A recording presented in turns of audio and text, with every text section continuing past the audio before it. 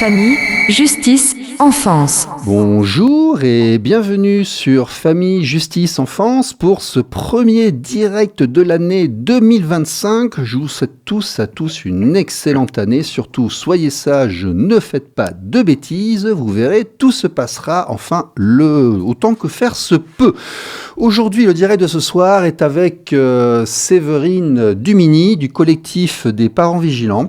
Nous allons aborder un thème qu'on nous avons déjà éventuellement abordé plusieurs fois ici également, la baisse du niveau scolaire à l'école. Est-ce que c'est vrai que le niveau baisse à l'école? Est-ce que vraiment la transformation de l'éducation nationale de ces dernières années, de ces dizaines de dernières années, même si de nouvelles technologies sont arrivées, est-ce que cela se réduit par une baisse de qualité de l'enseignement? Nous allons en parler. Ce soir, nous allons prendre 20-25 minutes pour décortiquer, creuser le sujet. Madame Dumini, bonsoir. Bonsoir Stéphane, bonsoir à tous. Merci de m'avoir invité. Je vous en prie, c'est avec grand plaisir. Alors, vous êtes maman, vous êtes enseignante, vous travaillez donc dans l'éducation nationale, vous dirigez effectivement aussi le collectif Parents Vigilants qui a eu une certaine médiatisation et qui regroupe, je crois, un certain nombre de personnes également. Vous n'êtes pas toute seule. Tout à fait, on a 80 000 parents vigilants à peu près dans notre réseau. D'accord. Depuis qu'il a été créé en 2022, en sachant qu'on a parmi ces parents vigilants aussi 4 000 à peu près parents vigilants qui sont élus dans les écoles, représentants de parents d'élèves et donc qui ont une certaine légitimité et qui peuvent intervenir au sein des établissements scolaires. Ok. Et qu'est-ce qui a valu à ces gens tout d'un coup de se mettre ensemble et de dire attention, il y a des choses qui vont pas, la baisse de niveau légende urbaine ou triste réalité? Non, c'est une réalité qui en fait on en parle déjà depuis un moment. Au début, il y avait peut-être un peu on minimisait un petit peu les choses et puis il y a les enquêtes PISA, les enquêtes Teams qui ont clairement mis en évidence la dégradation du niveau scolaire en France, si on compare aux autres pays. Et donc ce réseau de parents finalement a été créé pour un peu donner la parole aux parents, parce que quand on parle de l'école, on donne beaucoup la parole aux représentants des enseignants. On a aussi évidemment nos dirigeants, les ministres de l'Éducation nationale qui se sont succédés à une vitesse un peu plus accélérée ces derniers mois. Mais on donne peu la parole aux parents et en fait notre collectif vise à la fois à pouvoir aider et accompagner les parents face aux difficultés qu'ils peuvent rencontrer lors de la scolarité de leurs enfants, mais aussi à entendre leur voix et puis à porter la voix des parents au sein du débat public pour donner un petit peu l'avis des parents sur ce qui se passe à l'école et donner un peu la réalité de ce qu'ils vivent au quotidien. Donc c'est l'objectif du réseau des parents vigilants. D'accord. Bon. Écoutez, allons-y. Quel est l'état des lieux? Alors l'état des lieux, écoutez, on a donc comme j'en parlais, ces différentes enquêtes qui montrent non seulement une dégradation du niveau scolaire. On a la dernière enquête en date, c'est l'enquête Teams qui évalue les élèves en mathématiques, les performances des élèves. Et donc il y a, c'est le mois dernier, au mois de décembre, donc il y a les résultats qui ont été publiés. Et en fait, par exemple, sur les résultats des élèves français en classe de CM1 et de 4e en mathématiques, les élèves français font partie des derniers parmi donc le classement Teams. Donc c'était pas le cas il y a plusieurs années. On a aussi une enquête PISA l'année précédente en 2023 qui a remonté à peu près les mêmes types de résultats, alors qu'il y a plusieurs années la France se classait, avait un meilleur classement dans ces enquêtes, et notamment on va dire qu'il y a plusieurs dizaines d'années, il y a 20 ou 30 ans, la France était reconnue comme étant pour sa qualité au niveau de l'enseignement et était comme un modèle. Et je dirais que ce qu'il y a aussi, et ce qui inquiète et les remontées des parents, c'est qu'au travers du classement PISA, le classement PISA recense non seulement le niveau des élèves, mais interroge aussi les élèves sur l'environnement, la qualité des cours et notamment les problèmes de discipline. Et donc, il y a quelque chose qui est assez marquant dans les résultats PISA en 2023 qui sont sortis, c'est qu'un élève sur deux, donc la moitié des élèves déclarent qu'en France, il y a du bruit, du désordre dans la plupart des cours, voire dans tous les cours. Voilà, contre 30% seulement dans le CDE.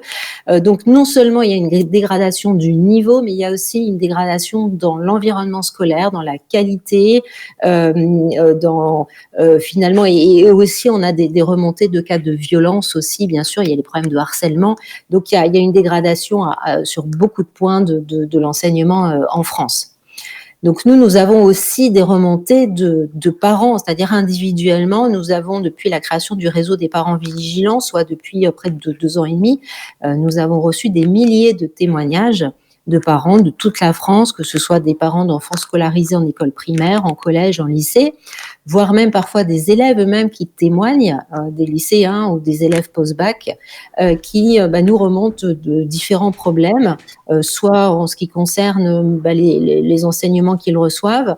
J'ai envie de dire que globalement, il y a l'objectif de l'éducation nationale devrait être l'instruction, se concentrer sur la transmission des savoirs. Et on peut observer que si on veut essayer de comprendre pourquoi est-ce qu'il y a une dégradation en fait du niveau scolaire, si on essaye de mettre des raisons, si on écoute un petit peu les politiques et les discours des différents ministres, quel que soit leur parti, on entend beaucoup parler de lutte contre les discriminations, d'inclusion, de sujets sociétaux, et on n'entend pas beaucoup parler finalement du travail, de l'effort et de la valorisation du travail. Et je pense que c'est ce qui manque et c'est ce qui fait défaut depuis longtemps, c'est-à-dire qu'on a un peu mis de côté l'objectif premier de l'instruction, qui est la transmission des savoirs, se concentrer vraiment sur les fondamentaux, et puis aussi le fait qu'on ne peut pas apprendre correctement si on n'est pas dans un environnement serein, où les règles sont respectées, où il y a des règles, et il doit y avoir des sanctions aussi, par exemple, quand des élèves respectent pas bien les règles ou mettent en cause l'autorité du professeur. Derrière, il doit y avoir des sanctions. Et ça, c'est compliqué dans l'éducation nationale de pouvoir parler de sanctions. Vous savez, moi, je suis prof et on voit bien que dans les directives, c'est très rare de trouver le mot sanction, par exemple, les disciplines. On a parfois des syndicats d'enseignants qui vont réagir. Il y a eu des tentatives quand même par exemple, de Gabriel Attal d'essayer de rétablir l'autorité des enseignants. Et il y a très vite des réactions un petit peu des syndicats d'enseignants qui sont dérangés par ça parce que ça ne rentre pas dans leur logique. Mais en fait, c'est bien apporté, c'est nécessaire pour le bien-être des enfants de toute manière. RLP. Radio Libre en Périgord. Famille, justice, enfance. J'ai 2 questions qui me viennent là, en préambule. La première, c'est que est-ce que cette baisse de niveau constatée ne concerne que le primaire, que le collège ? Est-ce que c'est vrai qu'on a toujours un enseignement supérieur de haute volée, comme nous en avons la réputation à l'étranger ? Ça, c'est la première question. Et deuxième question, est-ce que c'est un phénomène urbain ou est-ce que dans les campagnes, dans les villages, est-ce qu'il n'y a pas encore des irréductibles instituteurs ou enseignants ou collèges un peu éloignés qui tiennent encore la route? Alors, c'est variable, c'est-à-dire que la baisse de niveau, elle est générale. Sur les classements, on voit une baisse dans les résultats à tous les étages, j'ai envie de dire. Il y a Ce ne sont pas que les aussi enfants du primaire, ça concerne aussi Non. le supérieur. Tout à fait. Moi, j'enseigne dans le supérieur et je peux en témoigner. Et donc, on voit aussi qu'au niveau, par exemple, des épreuves du baccalauréat, il y a une baisse du niveau des épreuves qui est assez, quand on compare les sujets de bac d'aujourd'hui avec ceux d'il y a 20 ou 30 ans, ça n'a rien à voir. Mais comme ce phénomène date, ça fait déjà un moment qu'il y a une baisse de niveau progressive, évidemment, aujourd'hui, les enseignants qui sortent des formations n'ont pas le même niveau que les enseignants qui sont sortis il y a 30 ou 40 ans. Donc tout ça, c'est un cercle vicieux, bien entendu. Et moi je suis professeur de mathématiques, donc je peux vous parler par exemple de la discipline des mathématiques où le niveau est particulièrement faible, sur l'enquête Teams qui est sortie à l'école primaire. D'ailleurs, il y a eu il y a quelques années une étude qui a été menée par l'éducation nationale, une enquête pour évaluer un petit peu la situation en mathématiques qui a été menée par un inspecteur général Charles Torossian et puis par Cédric Villani et qui a fait un constat clair et qui a dressé un petit peu toutes les difficultés. Et suite à ce constat, il a été noté qu'il y avait des enseignants à l'école primaire qui, par exemple, dont le niveau en mathématiques n'était pas suffisant. Évidemment, ça avait des conséquences sur l'enseignement à l'école primaire. Et j'ai envie de dire qu'il y a eu des choix aussi de réformes qui ont eu des conséquences négatives. Si je parle de la dernière réforme du bac, la réforme Blanquer, qui a supprimé les filières, vous savez, scientifiques. Avant, il y avait première S, première littéraire, etc., terminale. Tout ça, c'est fini. Et dans cette réforme, il y a eu une suppression des mathématiques dans le tronc commun. C'est-à-dire que les élèves faisaient des maths jusqu'en seconde. Et puis après, la seconde, à partir de la première, eh bien, ils choisissaient, les maths devenaient une option qu'on choisissait ou non. Moi, quand j'ai découvert cette réforme, au début, j'ai cru à une blague. C'est-à-dire, je me suis dit, c'est pas possible qu'on enlève les maths et qu'on dise que les maths, ça devient optionnel dès la fin de la classe de seconde. Mais si, ça a été le cas. Et donc, on a des élèves qui ont suivi une formation, au lycée, qui ont fait une classe de seconde en faisant des maths en arrêtant, donc, les maths en classe de seconde, qui n'ont plus fait de maths ensuite et qui se retrouvent finalement professeurs des écoles en ayant abandonné, on va dire, les mathématiques en seconde. Alors depuis, le gouvernement s'est rendu compte, le ministère, de leur erreur. Ils ont remis les maths obligatoires en première et en terminale, mais on va dire qu'il y a quand même eu plusieurs générations d'élèves qui donc sortent, donc à l'époque, là maintenant, ils sont quasiment sur le point de sortir de leur formation d'école qui vont devenir professeurs des écoles et qui ont fait très peu de maths. Donc vous voyez, il y a eu des erreurs aussi dans la formation et après c'est très compliqué de récupérer parce que quand on n'a pas le bagage derrière, quand on n'a pas forcément été formé, c'est difficile évidemment de transmettre les bonnes méthodes et les bons acquis. Donc effectivement, la baisse de niveau n'est pas que au primaire et au collège, vous dites qu'elle est également dans le supérieur ainsi que dans l'enseignement lui-même, puisque oui. La baisse de niveau se génère comme ça. Par contre, est-ce que c'est un phénomène urbain ou de campagne ? J'ai quand même beaucoup de gens ici qui ont enseigné en Île-de-France, qui sont venus dans le Périgord et qui ont dit, vous savez, on n'a pas de filet au-dessus des cours de récréation anti-projectiles, on a quand même un meilleur confort de vie. Est-ce qu'il n'y a pas encore quelques endroits du terroir qui résistent un peu à cette... Alors, en termes de qualité de vie, d'environnement, oui, bien sûr, on a encore des zones rurales qui sont préservées où on va dire qu'on n'a pas forcément les mêmes problèmes que dans les villes. Mais si je parle juste de la qualité des enseignants en termes de formation, les concours, ce sont des concours nationaux. Donc en fait, ce qui concerne le niveau finalement pédagogique et sur les connaissances, sur le savoir, je dirais que là, tout le monde est logé à la même enseigne. Oui, c'est porté par des personnes d'ancienne génération qui, elles, ont trouvé en fin de carrière des endroits un peu plus calmes et qui, parce qu'elles sont peut-être de l'ancienne école, tiennent à bout de bras encore certaines classes. C'est peut-être ça. Oui.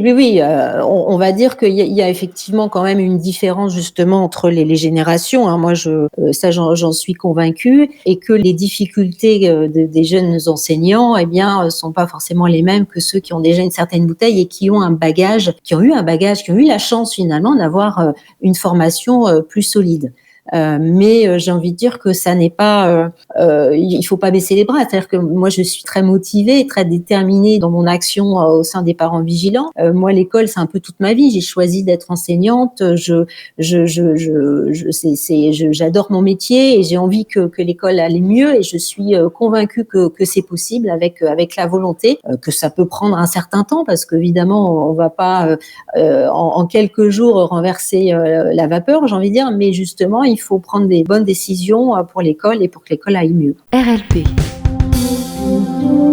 Radio libre en Périgord. Famille, justice, enfance. Ceux qui me connaissent savent que j'ai été expatrié durant un certain temps, que ma fille était dans une école internationale, que quand on est expatrié, les enfants sont rapidement trilingues à 5-6 ans parce que c'est la langue du pays, l'anglais et la langue de la famille, et qu'on se parle entre nous pour avoir les astuces et les moyens de les amener trilingues et de le rester jusqu'à 10-12, la phase de fixation pour le garder et autres. Et le retour en France est assez compliqué, et je pense que le regard des expatriés qui ont connu les écoles internationales ou les lycées français de l'étranger qui reviennent en France vont rejoindre ce que vous dites. Très clairement, l'observation qu'on a sur le terrain rejoint ça. Maintenant qu'on a posé l'analyse de terrain, qu'on est d'accord sur le fait que, effectivement, aujourd'hui, ça marche pas forcément très bien, ça commence à mieux marcher ailleurs que chez nous, ce qui est quand même une donnée aussi à prendre en compte. Est-ce que vraiment ces gens qui se succèdent au gouvernement, qui font les plateaux de télévision, qui sont très médiatiques, qui se mettent très en avant, est-ce que vraiment leur parole a une répercussion sur le terrain de l'éducation nationale? Parce que finalement, il n'y a que eux qu'on qu'on entend, mais est-ce que vraiment ce sont des gens qui décident des choses qui sont vraiment appliquées, ou est-ce que c'est géré par des hauts fonctionnaires qu'on ne voit jamais? Alors, moi, je vais vous dire clairement, ceux qui gèrent l'éducation nationale, ce sont les syndicats d'enseignants. Ah, bon. Voilà, parce que on avait, il y a plusieurs années, on parlait du mammouth de l'éducation L'UNEF-ID, nationale. ce genre de choses, là.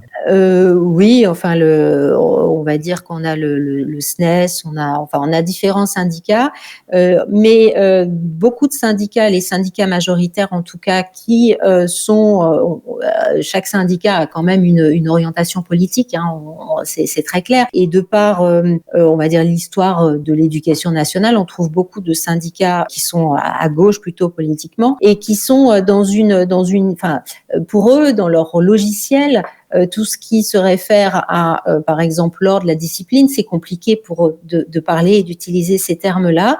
Et donc, La quand je vous disais que, par compétition, exemple, le fait que des gens soient plus doués que d'autres et des meilleures notes que d'autres, ce genre de choses, peut-être. Exactement. Par exemple, dernièrement, on a beaucoup parlé des classes de niveau. Ça fait beaucoup parler cette mesure de classe de niveau. La réaction des syndicats majoritaires, hein, parce qu'il y en a beaucoup de syndicats, mais il y en a ceux qu'on entend essentiellement, ils étaient globalement contre parce que considéraient que derrière on allait faire un tri social. Vous voyez, moi je suis prof dans le public, moi je suis professeur de tous les jeunes et pourtant je suis favorable aux classes de niveau. Alors pas aux groupes de niveau mais aux classes de niveau parce que je considère que je sais ce que c'est qu'enseigner à une classe qui est hétérogène et que on est obligé de faire des choix et qui ne sont pas bons pour une certaine partie des élèves et que quand on a des élèves avec un profil totalement différent, eh bien il faut savoir personnaliser l'enseignement et ça passe effectivement par faire des groupes, mais les groupes c'est compliqué à gérer, donc de faire des classes de niveau où les élèves qui ont le plus de difficultés peuvent être en effectif réduit et peuvent avoir un accompagnement, on va dire, adapté et aussi que l'enseignant puisse passer plus de temps avec eux parce qu'ils sont dans des effectifs réduits. Et surtout lorsque le nombre de personnes en classe est très important par rapport à l'enseignant, parce que on critique beaucoup, mais dans les établissements dont je vous parlais, on a une moyenne d'intervenants, on a quasiment, dans les petites sections par exemple, on a un professionnel tous les 10 élèves, on n'a pas un enseignant en face de 30 personnes. Donc la façon d'enseigner, de travailler le groupe n'est pas la même. Ah, exactement, tout à fait. Donc effectivement, l'effectif est important, mais évidemment qu'on ne peut pas. Il faut aussi être réaliste. On peut pas imaginer faire que des classes dans toute la France avec des effectifs de 10 élèves parce qu'on a déjà du mal à recruter. C'est multifactoriel, voilà. Bien sûr. Voilà, mais quand on a finalement des élèves qui ont certaines facilités, on peut se permettre d'avoir un effectif un peu plus chargé quand ils suivent, quand ils sont opérationnels. Donc c'est pour ça qu'il faut savoir prendre en compte, parce que moi, cette histoire de tri social, moi, les élèves que j'ai dans ma classe, peu importe leur origine, je m'en préoccupe pas. C'est-à-dire que tout ce qui m'intéresse face aux élèves que j'ai devant moi, c'est simplement leur niveau en mathématiques, leurs besoins en mathématiques, et je ne me préoccupe pas de savoir ce qui se passe chez eux, de quelle famille ils viennent, etc. De toute façon, en fac, j'ai enseigné en fac, on voit pas le nom quand on corrige la copie. Hein. Le nom est caché, on le voit pas. Hein. À moins pour les petits contrôles de télé, pour les semestres et tout, on voit pas le nom. Donc c'est pas en fonction des gens, c'est en fonction de leurs valeurs et de ce qu'ils montrent. Hein. Voilà. C'est ça. Et donc, ce qui est dommage, c'est que on est comme ça des enseignants qui sont un peu trop focalisés sur l'aspect social, qui je pense finalement dessert plus l'école et dessert tous les élèves, qu'ils soient que pour les élèves les plus faibles, parce que on pourrait leur permettre de trouver des solutions pour mieux les accompagner, et pour les élèves qui sont plus doués, moi je considère que l'école elle doit jouer son rôle pour chaque élève, c'est-à-dire que même pour les élèves qui ont plus de facilité, l'école doit leur permettre de pouvoir aussi progresser. C'est sur chaque élève. Hein. On ne doit pas seulement s'occuper des élèves les plus faibles. Donc, premier constat, effectivement, l'école n'est pas forcément dirigée par les gens qui font le tour des plateaux de télévision, qui sont médiatisés, qui sont politiques. Mais vous dites le pouvoir appartient aux syndicats, et ces syndicats ont une idéologie qui, en fait, quel que soit le ministre qu'on leur met, c'est eux qui pèsent sur la façon de gérer l'éducation nationale, c'est ça ? Oui, parce que, alors, quel que soit le ministre pour l'instant, mais moi j'aimerais bien avoir un ministre qui, eh bien, en fait, écoute un peu moins les syndicats. Alors, même si on peut dialoguer, c'est tout à fait normal, mais quand il y a besoin pour les élèves de devoir prendre des décisions pour le bien des élèves, même si ça va à l'encontre, eh bien, des syndicats d'enseignants, eh bien, il faut avoir le courage de prendre ces décisions, Bon. parce qu'il y a des reculades, il y a des tas de reculades sur les différentes annonces des ministres de l'Éducation nationale, même sur les groupes de niveau, par exemple, qui avaient été annoncés. Eh bien, aujourd'hui, ces groupes de niveau n'existent plus puisqu'ils sont devenus facultatifs, Madame ils s'appellent Demini, groupes de besoin. on entend Ouais. tellement de choses qu'on ne sait même plus ce qui est dit, ce qui n'est pas dit, ce qui est appliqué et qui ne l'est plus, parce que nous avons une déclaration fracassante tous les 6 mois. Et je serais aujourd'hui Oui, bien c'est ça, incapable de c'est vous ça. dire, depuis que je suis rentré en France en 2014, ce qui a vraiment été fait, parce que je suis submergé d'effets d'annonce et que je ne connais Oui. absolument pas les implications sur le terrain. RLP. Radio libre en Périgord. Famille, justice, enfance. En plus du syndicat, alors je trouve obligé de dire aussi quelque chose. Est-ce que la solution, c'est vraiment uniquement un retour à l'autoritarisme? J'avais rencontré un directeur d'une école privée à Sarlat, je pense une des meilleures écoles du département, qui m'avait dit, mais vous savez, les élèves, la baisse de niveau, je suis pas forcément d'accord, parce qu'avec l'arrivée de la nouvelle technologie, vous avez déjà entendu cet argument peut-être, la masse d'informations à assimiler, le nombre de mots lus par jour, le nombre d'efforts intellectuels avec Internet et autres, c'est démultiplié par rapport à avant, et donc en fait ils sont beaucoup plus sollicités, et donc en fait le contenu purement transmis par l'école n'a plus besoin d'être aussi conséquent parce que leur environnement leur en transmet déjà beaucoup. Bon, est-ce que c'est une réponse qu'on peut entendre ? Non, absolument pas. Moi, j'enseigne en classe préparatoire. Je prépare des élèves à devenir ingénieurs. Ouais, Donc, mes élèves, pour être ingénieurs, il faut qu'ils sachent réfléchir et raisonner. Et durant plus de 30 évidemment, secondes, parfois avoir des poussées de réflexion et de concentration de plusieurs heures. Exactement, et je vois bien une difficulté d'année en année qui est justement de se concentrer et de pouvoir comprendre une phrase qui contient 10 mots, et donc bien entendu que ces arguments de dire maintenant avec le numérique, etc., on ne peut pas remplacer l'homme. On a besoin encore heureusement et je pense pour longtemps et de l'homme et de ses capacités intellectuelles de raisonner, de réfléchir. On disait le et de contenu des devenir un programmes, citoyen. la quantité d'informations à transmettre. Il disait, les enfants reçoivent tellement de choses supplémentaires par rapport à nous, notre époque, où on lisait un petit bouquin le soir. Eux, ils sont sollicités par plein de médias, donc ils ont beaucoup plus d'informations qui arrivent. Donc l'école a besoin de moins leur en donner en volume. Voilà, c'était le... Mais bon. Oui, mais enfin non, c'est-à-dire qu'il faut faire de la place en supprimant les médias et les écrans. D'ailleurs, peut-être. On y vient, c'est vrai, on y vient. Exactement, c'est un problème. À une époque, on disait voilà, c'est bien, on va donner des tablettes aux élèves, etc. Et maintenant, on voit de nombreux pays, notamment nordiques, etc., qui font marche arrière. Et je pense que c'est une catastrophe parce que nos enfants sont déjà suffisamment sur les écrans à la maison. Même quand on essaie de se battre, on voit bien. On s'est trompé sur ça. C'est difficile. Tout à fait. On s'est trompé sur ça. On s'est dit on va les mettre sur la technologie pour leur donner un avantage concurrentiel et on s'est trompé. Les mettre sur la technologie trop tôt, en fait, c'est une nuisance. On s'est trompé sur ça. Tout à fait. On voit bien que ça a des effets au niveau médical. Il y a nos experts cognitifs et autres, bien sûr. Oui. Donc, et d'ailleurs, cette histoire d'écran et d'interdiction, par exemple, d'utiliser le téléphone portable, qui existe dans la loi depuis longtemps, mais qui n'est pas appliquée au collège, par exemple. Il y a une loi qui date de, je sais plus combien de temps, j'ai plus l'année en tête, mais qui existe, mais dans les faits, qui n'est pas appliquée. Et donc là, il y a une expérimentation dans certains établissements pour effectivement faire en sorte que les élèves n'utilisent plus leur téléphone en mettant des armoires ou bien des brouilleurs. En obligeant les élèves. Des brouilleurs. Un brouilleur, c'est 50 balles, on met un brouilleur de téléphone. À mon époque, lorsque mes parents voulaient me joindre, ils appelaient mon école, si vous voulez. Il y avait un bureau, il y avait une standardiste, et puis les parents appelaient le standard, ils n'appelaient pas directement l'enfant. Oui, voilà. À une époque, les enfants n'avaient pas de téléphone et on trouvait des solutions. Oui. Voilà. Bon, mais ça pose plein de problèmes, ces histoires de téléphone portable, parce qu'on a des élèves qui trichent en DS parce qu'ils ont leur téléphone. Enfin, ils sont déconcentrés. Et d'ailleurs, l'enquête PISA dont je parlais tout à l'heure relevait que 30% des élèves de 15 ans déclarent être distraits en maths, par exemple, par les appareils numériques. Un tiers des élèves reconnaissent eux-mêmes qu'ils sont déconcentrés en classe à cause de leur appareil numérique. Ils sont en cours et puis ils ont des TikTok et des machins qui arrivent. Ok. RLP. Radio libre en Périgord. Famille, justice, enfance. Au niveau des solutions, donc limitation de l'accès à la technologie dans les établissements, donc établissements éventuellement techno-free. Vous prêchez pour un retour à l'autorité, peut-être pas au bâton de coups de règle de métal sur les doigts, mais peut-être une certaine... Non, on n'a pas besoin. Oui, non, mais j'ai connu ça, j'ai un prof de maths qui m'a fait ça.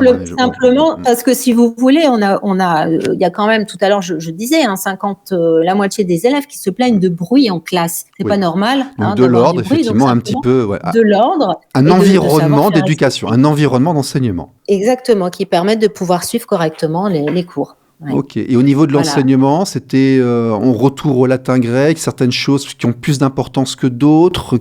Comment vous vous positionnez? Alors, pas obligatoirement, mais vous savez. Je crois que nous avons une interruption de connexion avec Madame Dumini. Divine, merci à Monsieur Lambert pour son combat, c'est très gentil. Séverine est revenue, est à nouveau là. Il nous reste 2 ou 3 minutes, allez-y. Donc, ce que je disais, c'est pas forcément à prendre, des mesures drastiques, mais vous savez, je disais que j'avais lu dernièrement qu'il y avait de plus en plus d'enseignants qui, à l'école primaire, par exemple, n'utilisaient pas de manuel scolaire, utilisaient des photocopies. Ça, c'est quelque chose qui est assez simple, le retour du livre, parce que quand vous suivez votre enfant, quand il y a un livre, on peut suivre pendant toute l'année l'évolution, et au moins, c'est aussi l'objet livre qu'on met dans la main des petits, dès le CP, dès le CE1. Et c'est vrai qu'aujourd'hui, il y a beaucoup d'enseignants, moi je l'ai constaté avec mes enfants, où finalement, il n'y a plus de livres, mais les enseignants donnent des photocopies pour lire les textes, pour faire des exercices, etc. Ça, c'est un exemple en fait de choses qui peuvent être mises en place, d'imposer des manuels scolaires avec un niveau suffisant et qui peut aussi aider les enseignants quand on sait que leur formation n'est pas toujours adéquate, d'avoir un support pédagogique qui soit parfaitement adapté et puis ambitieux. Ça, c'est un exemple parmi d'autres. Est-ce que c'est vraiment rendre service à l'enfant que d'essayer de lever, d'empêcher les temps parentaux d'éducation entre le parent et l'enfant? Moi, j'ai une instite en France qui m'a dit non, vous n'aidez pas votre enfant à faire ses devoirs parce que c'est discriminant par rapport aux enfants qui n'ont pas les parents qui les aident. Oui, j'ai un prof qui a essayé de m'empêcher de faire les devoirs de ma fille avec elle. Mais je ne suis pas surprise, mais c'est terrible, parce que j'ai envie de dire, c'est un peu du wokisme, c'est-à-dire c'est voir le côté des enfants qui n'ont peut-être pas d'aide à la maison, et donc par conséquent, on ne va pas aider ceux qui peuvent. Bien sûr qu'il faut aider ces enfants, et pour les enfants qui n'ont pas finalement d'aide à la maison, il faut leur proposer à l'école, proposer aux familles un temps scolaire, un temps d'études, etc., un accompagnement, mais il ne faut pas empêcher les parents d'aider les enfants, bien au contraire. Voilà. Faites lire vos enfants, donnez-leur des ouvrages, refaites lire nos classiques qui parfois ont été oubliés par l'école. Apprenez-leur la grammaire, apprenez-leur à compter. Amusez-vous à faire l'étape de multiplication en voiture, comme ça, pour les générer, pour les faire rentrer au bon âge. Et ne les laissez pas, les abandonnez pas face à une institution qui, visiblement, aujourd'hui, a beaucoup de mal à leur rappeler ses fondamentaux. Surtout. Puis c'est aussi leur transmettre le goût. C'est-à-dire quand les enfants partagent avec les parents, le goût d'apprendre, l'envie d'apprendre. Le goût d'apprendre, les parents donnent les exemples et ça devient un jeu en famille. Alors, madame, on vous trouve comment? Alors, sur le site internet, parentsvigilants.fr, vous tapez dans Google, dans une barre de recherche. Et nous avons donc notre site avec un contact, une adresse mail pour nous contacter ou pour déposer un témoignage. Vous avez tout ce qu'il faut sur ce site. Super. Messieurs, dames, merci beaucoup. Fin de la retransmission radio. Nous continuons sur YouTube pour les questions s'il y en a. À la semaine prochaine. Au revoir. RLP. Merci, au revoir. Radio libre en Périgord. Famille, justice, enfance.